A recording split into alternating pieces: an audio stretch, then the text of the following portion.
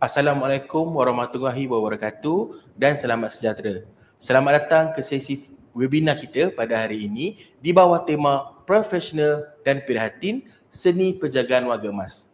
Saya Muhammad Daniel bin Muhammad Nizam, pengajar klinikal program kejururawatan di Universiti Kuala Lumpur Royal College of Medicine Perak sebagai moderator webinar hari ini.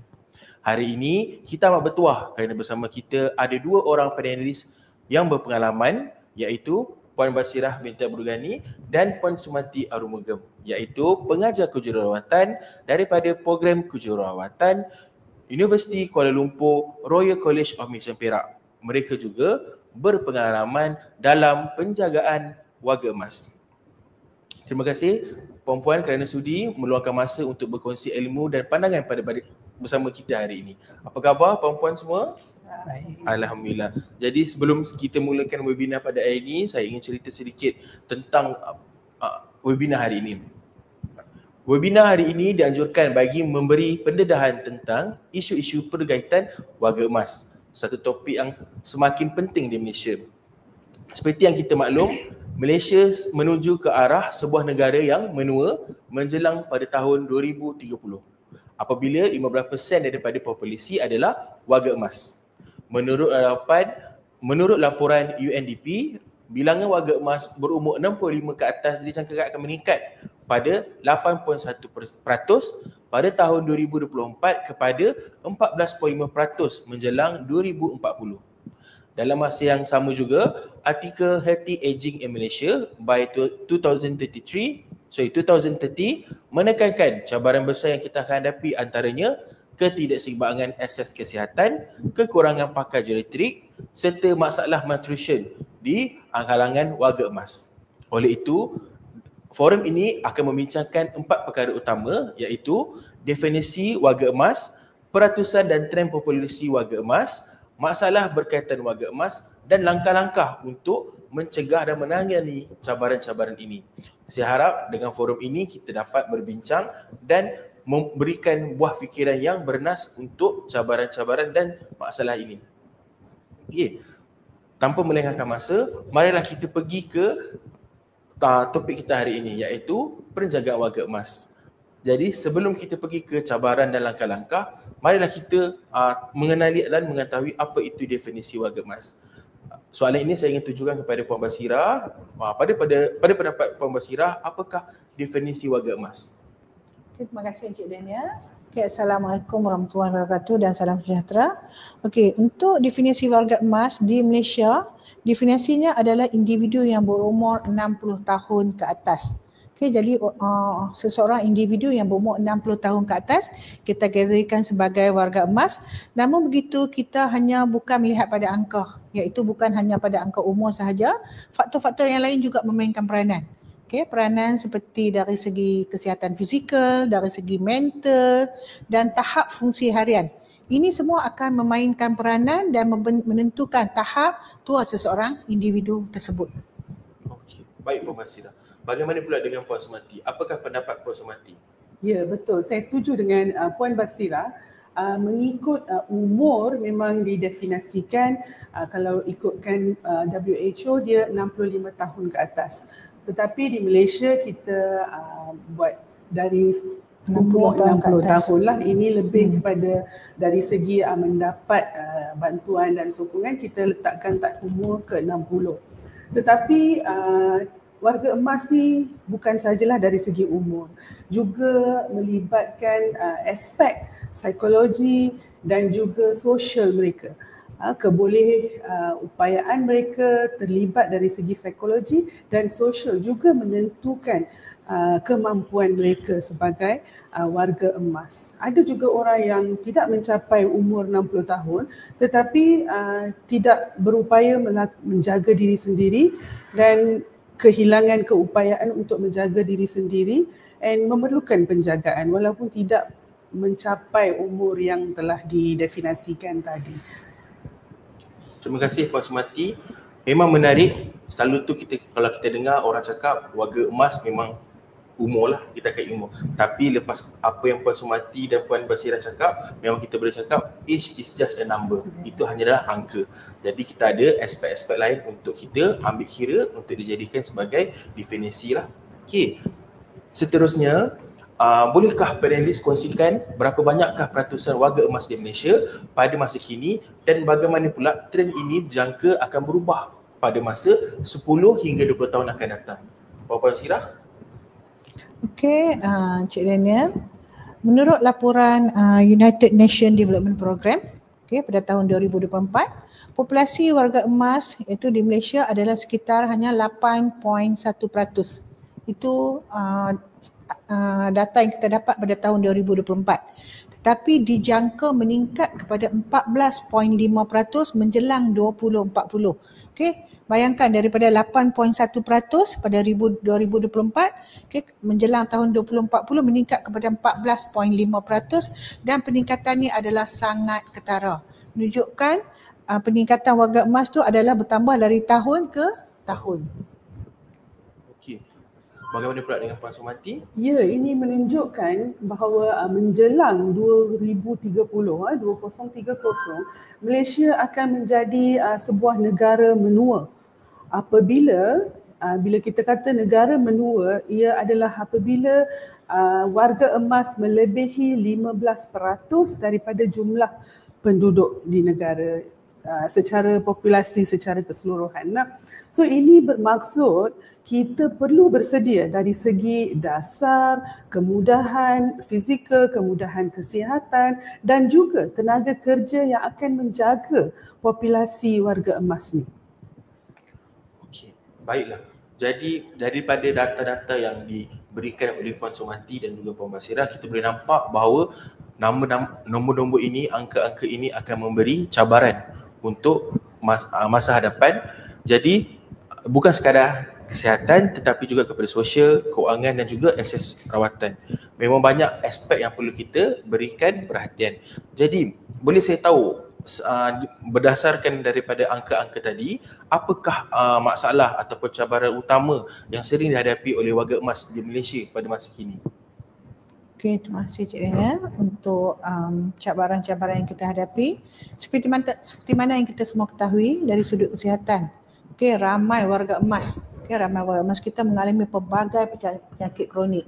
Seperti darah tinggi, kencing manis, sakit jantung dan ada juga yang mengalami masalah pergerakan. Akibat komplikasi seperti stroke dan sebagainya, yang mengalami masalah mobiliti yang tidak boleh melakukan aktiviti dengan sendiri. Memerlukan bantuan dan penjagaan sama ada daripada ahli keluarga, penjaga yang terlatih ataupun petugas-petugas kesihatan. Selain daripada masalah-masalah kesihatan yang saya sebutkan sebentar tadi, demensia. Demensia ataupun dalam bahasa non-medical tu adalah penyakit nyanyuk lah. Semakin meningkat. Dari segi kesihatan, kalau kita tengok orang yang mengalami penyakit darah tinggi, kencing manis, jantung, masalah mobiliti termasuk demensia ni memerlukan penjagaan secara berterusan dan jangka panjang dan dia memerlukan seseorang yang mempunyai kemahiran untuk menjaga warga emas tersebut. Okey, bagaimana pula dengan Puan Sumati? Selain daripada kesihatan, cabaran sosial seperti kesunyian, penderaan warga emas, masalah kewangan, ada statistik yang mengejutkan yang menunjukkan bahawa populasi warga emas terutamanya di kawasan bandar ramai yang mengemis sebenarnya, di mana mereka mengharapkan pemberian makanan secara percuma disebabkan oleh masalah kewangan yang ketara.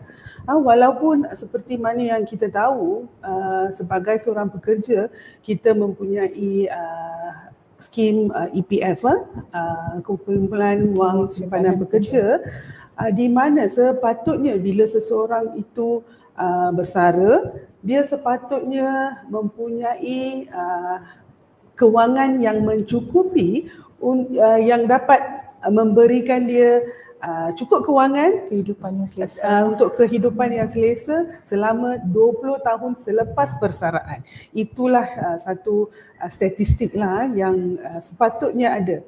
Tetapi apa yang mengejutkan mengikut statistik, kebanyakan mereka yang bersara mempunyai simpanan bawah daripada 100,000, di mana syarat ini di mana dia dapat hidup dengan selesa untuk 20 tahun selepas persaraan ni tidak ditepati sebenarnya. Maka ini menunjukkan dengan jelas bahawa masalah sosial yang kemungkinan berlaku akibat daripada isu-isu kewangan. Okay, so daripada artikel Healthy Aging juga menyatakan bahawa Malaysia berdepan dengan kekurangan pakar geriatrik. Salah satu perkara positif berkaitan dengan penambahan warga emas ni adalah ia menunjukkan bahawa kemudahan kesihatan kita bagus. Orang boleh hidup lebih lama. Itu menunjuk satu statistik yang bagus. Tapi cabaran dia memang banyak. And kita sekarang adalah pada peringkat itu di mana kemudahan asas kesihatan memang mencukupi dan orang hidup lebih lama, lebih sihat, and jangka hayat kita lebih panjang sekarang ni. So apakah strategi yang dilakukan ataupun yang perlu dilakukan untuk menangani cabaran-cabaran yang mungkin dihadapi? Itu lagi satu masalah. Daripada Puan Sumati dan juga Puan Basirah, saya boleh katakan banyak cabaran dan masalah yang bakal kita hadapi. Jadi daripada perbincangan kita tadi, apakah langkah-langkah ataupun dasar-dasar yang boleh kita implikasikan kepada pada keadaan sekarang untuk menjaga masa depan kita? Puan Basirah?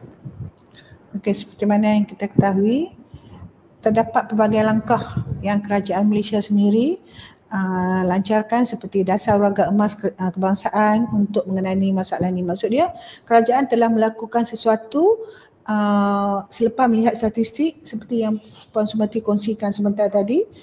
Pelbagai langkah telah dijalankan oleh kerajaan.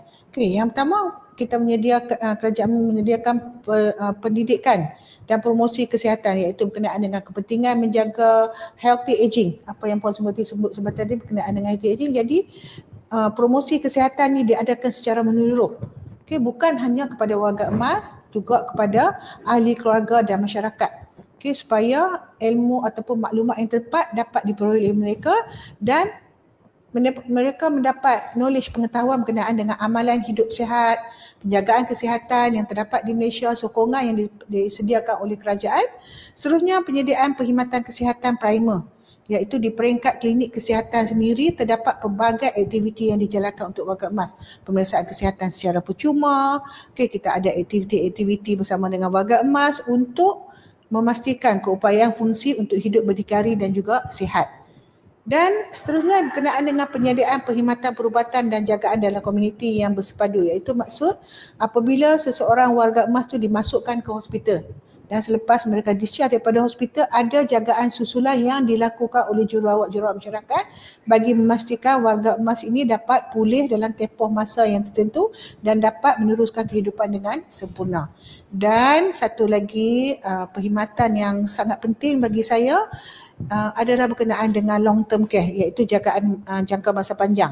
Kejagaan ini adalah untuk warga emas yang mempunyai masalah kesihatan, yang mengalami masalah mobility yang saya sebutkan sebentar tadi. Maksud dia warga emas yang tak boleh bergerak, yang memerlukan bantuan, ataupun dia boleh bergerak tetapi dalam keadaan yang terhad. Okey, memerlukan bantuan sama ada daripada ahli keluarga ataupun daripada penjaga yang profesional untuk mereka meneruskan kehidupan bagi mengelakkan komplikasi yang lebih teruk. Okey, terima kasih Puan Basirah terhadap penerangan tentang langkah-langkah untuk mengelakkanlah masalah-masalah itu. Saya cuma tertarik kepada term ataupun perkataan long term care. Bolehkah Puan Sumati terangkan dengan lebih lanjut apakah maksud long term care daripada segi dasar lah? Okey, bila kita bercakap tentang long term care ni, dia ada dari dua aspek. Okey, kita boleh cakap tentang long term care ni in terms of kita tahu peningkatan warga emas. So kita rancang penjagaan, strategik penjagaan jangka masa panjang yang akan merangkumi dari masa dia masih sihat sehinggalah mungkin pada satu ketika nanti di mana dia tidak berupaya menjaga diri sendiri. Okey, kita tidak mahu pada peringkat itu dia menjadi beban kepada seseorang dan dia mengalami lebih komplikasi di mana kualiti hidup warga emas ni akan terancam kerana tiada penjagaan yang sempurna pada peringkat di mana dia tidak dapat menjaga diri dia sendiri. So bila kita cakap tentang long term care ni, dia merangkumi penjagaan holistik sebenarnya. Okey, penjagaan holistik di mana seseorang itu perlu mungkin dari peringkat persekolahan kita perlu mengubah pemikiran kita tentang warga emas. Okey, and warga emas biasanya rambut beruban kan? So kita nak ubah dia daripada bila kita tengok orang beruban ni kita kata oh dia tua, kesian, orang yang tidak berupaya. Tapi sebenarnya warga emas ni ada peringkat dia, and ada satu peringkat di mana mereka telah mencapai umur 60 atau 65 tahun tetapi dari segi fizikal, minda, sosial masih sihat. Macam Tun Dr. Mahathir kita 100 tahun tapi masih sihat, masih boleh memegang jawatan penting jika diberikan. So sama juga umur tu is just a number, alright. So kalau orang macam ni, that's why kita tengok ada setengah dasar di mana umur persaraan telah dilanjutkan. Banyak agensi yang telah lanjutkan juga untuk melanjutkan sehingga 65 tahun. Ya, asalkan dia boleh berfungsi secara fizikal dan kognitifnya bagus. Okey, tapi sekiranya ada yang tidak dapat mencapai itu dan dia terlantar ataupun menggunakan kerusi roda, memerlukan jagaan di rumah, tidak boleh keluar daripada terhadlah pergerakan dia terhad, then long term plan works there as well. Contohnya sekarang kita ada perkhidmatan teleservis, telehealth. Okay. Online. Online. Ya, ini semua sebenarnya disediakan untuk menangani cabaran ni. Kenapa? Sebab bila seseorang warga emas ni menjadi kurang upaya, alright, di mana pergerakan terhad, sometimes perkhidmatan ni perlu sampai ke tempat yang dia ada. Okey, dia tidak boleh pergi ke perkhidmatan yang ada, so dia perkhidmatan kena sampai ke tempat dia. So that is why teleservis ni diwujudkan. Okay, and then ada juga perkhidmatan seperti latihan. Okay, latihan caregiver. Alright, caregiver yang diperlukan juga, and ini memang kita nampak ya, ada inisiatif yang diambil oleh kerajaan dan juga kerajaan negeri. Contohnya di negeri Perak, okay, PASA program pertubuhan aspirasi anak Perak. Alright, di mana mereka menjangka Perak ni adalah salah satu negeri yang akan mempunyai populasi warga emas yang tertinggi di Malaysia. So mereka dah menjangka 2030 ramailah caregiver, penjaga warga emas ni diperlukan. Maka mereka telah memperuntukkan dana untuk melatih penjaga warga emas ni. And kami di UniKL Royal College of Medicine Perak telah diberi peluang untuk menjalankan latihan ini kepada sesiapa yang berminat, terutamanya golongan B40, di mana kerajaan negeri Perak ni dia apa orang kata, satu batu dua dia buat sesuatu tu, maksud dia satu untuk mewujudkan lebih ramai penjaga warga emas, dan kedua peluang pekerjaan.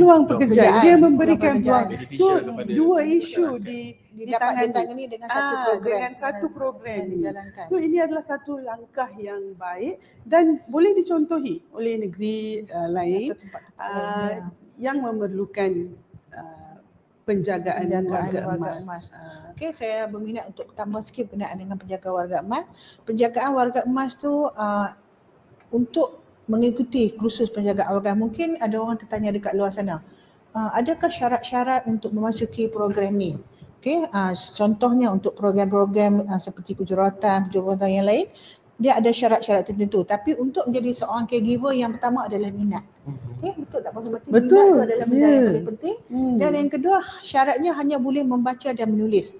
Dan dengan mengikuti kursus, ada beberapa peringkat. Ada yang kita jalankan selama 5 hari, ada yang kita jalankan selama 2 minggu, bergantung kepada permintaan. Sebab untuk penjagaan warga emas ni sebenarnya kita juga mendapat permintaan daripada center-center yang menjalankan perkhidmatan untuk penjagaan warga emas. Jadi apa yang Puan Sumati kongsikan sebentar tadi, dengan menjalani kursus penjagaan warga emas, dia dapat satu, mewujudkan lebih ramai penjaga. Apabila warga emas meningkat, penjagaan kesihatan penjaga warga emas yang lebih ramai diperlukan dan mewujudkan peluang pekerjaan secara tidak langsung. Ya. So maka seperti yang kita bincangkan tadi, Malaysia ke arah negara menua. Okey, and negara menua ni bila kita dengar gerun sikit ya. Sebenarnya menakutkan sikit. Semua orang kita ni akan menua lah satu hari kan. Tapi bila kata negara menua tu, apakah implikasi kepada ekonomi dan sosial negara tersebut? Okey, saya teringinlah nak kongsikan apa yang saya dapat tahu tentang negara Jepun. Alright, negara Jepun apabila dia mengalami krisis ini, di mana mereka menjangkakan Jepun juga sebuah negara yang menua, disebabkan oleh kadar kelahiran di situ yang terhad. So apa berlaku sekarang ini adalah kadar kelahiran rendah, orang muda dah kurang. So negara tu sedang menua. And apakah impak kepada ekonomi? So inilah yang akan menyebabkan negara Jepun ni perlukan pendatang-pendatang asing untuk menjalankan kegiatan ekonomi di negara mereka. Tapi harap-harap ini tidak berlaku di Malaysia, di mana kadar kelahiran dan kadar penuaan kita agak stabil, tapi masih digelar negara menua. And itulah sebabnya tadi saya kata dari sistem pendidikan mungkin kita perlu ubah cara pemikiran kita tentang warga emas, dan kita perlu kurangkan jurang umur di antara golongan muda dengan golongan warga emas ni. Ini pun sangat penting sebab salah satu masalah sosial yang dialami oleh golongan warga emas adalah pengasingan sosial. Mereka rasa sendiri, terabai, tak ada kasih sayang, tak ada orang nak cakap dengan mereka, tak ada orang nak memahami mereka. So sebab proses penuaan ni satu yang complicated, dia melibatkan semua organ, dari segi pemakanan, so dari segi nutrisi warga emas ni.